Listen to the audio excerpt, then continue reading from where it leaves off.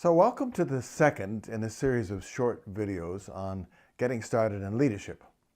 I talked about reluctant or eager leaders in the first session. So let's talk about, and then also about how you can step into a defined role and get started in leadership in a team or school setting.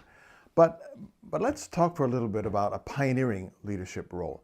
I think God calls a lot of people with that kind of design in them, that kind of personality and gifting into YWAM. Although, in terms of who those people are, they can be very, very different, and we'll get into that in a bit. But if you have a sense of God putting on you a vision, a desire to do a particular ministry, to reach a particular people, to say establish a drop-in center, or to build a team to be able to minister to people's deeper needs and prophetic prayer and so on. Well, there are all kinds of visions like that. And you might have something in your heart that you see needs to be done, but nobody's doing it. Well, that's visionary leadership. The question is, will anybody follow you? And I've always heard it said, I don't know where I heard it first, probably from Lauren, are you a leader? Well, look behind you. Is anybody there? But then how do you attract people? And how do you get people to walk with you? I think when you have a vision, you have a ministry that you have a heart conviction you ought to do, then you pray about who you should share that with. I just talked to somebody yesterday who has a vision for a particular kind of team, and I was going to advise her a bit, and she actually told me what she was already doing, and she was doing exactly the right things. That is, she was praying about, now who should be on this team? Who would rise to this kind of challenge? And she was going and talking to those people, and they were responding positively, saying, yeah, I'd like to be on that team. And her plan for the next step is, when she's got at least 3 or 4 of those kind of people, draw them together for prayer, and maybe fairly regular prayer. And I found that is usually the way that anything that I've started that's new, that's what we do. We talk to people. When you get more experienced and you're a little bit better known, then you can talk to congregations and audiences. But when you're just getting started, you're talking to one person or 2 people, and you're inviting them to join you to pray into this thing. And that's a big part of putting together a team of people to do a particular vision or ministry. And let me remind you too, that in Youth with a Mission, and it's not unique to us by any means, we are team-based. We function in teams. It's one of our values. I forget the number, but it's there. Look it up.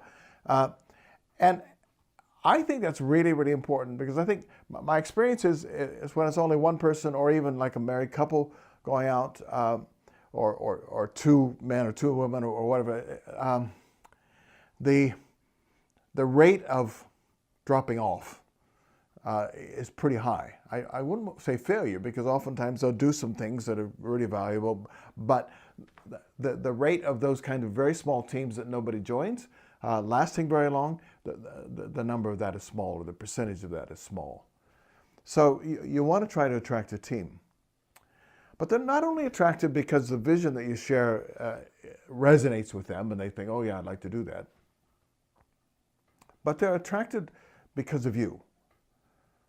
And I heard a politician say just recently, one of the hardest things for all of us is to know exactly how other people see us. And oftentimes we'll set out on something and we'll feel a lot of insecurities and doubts, and I don't know if I can do this and so on.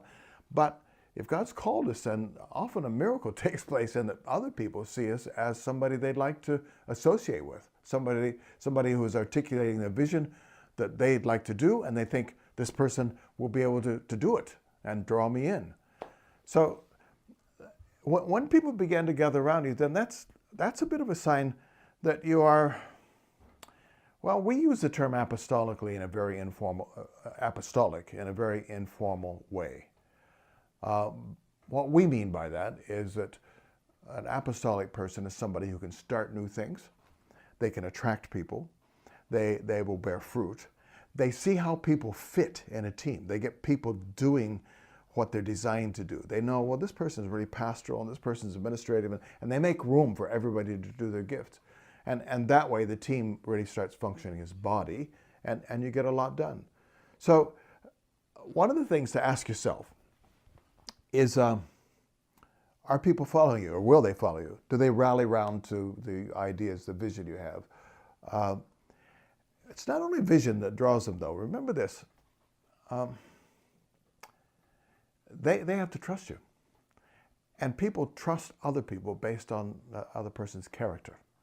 So whether they are thinking much about it or not, they're watching you, and they have an opinion of you.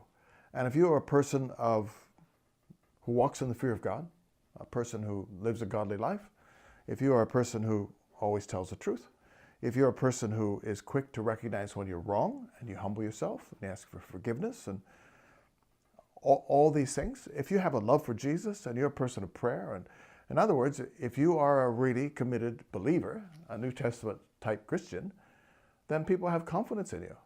And based on your character, they like to be around you. And then if your vision resonates with them, then you've got the right package. And let me just finish this little session by saying, sometimes people like that we call apostolic are dynamic and charismatic personalities. Sometimes they're very quiet.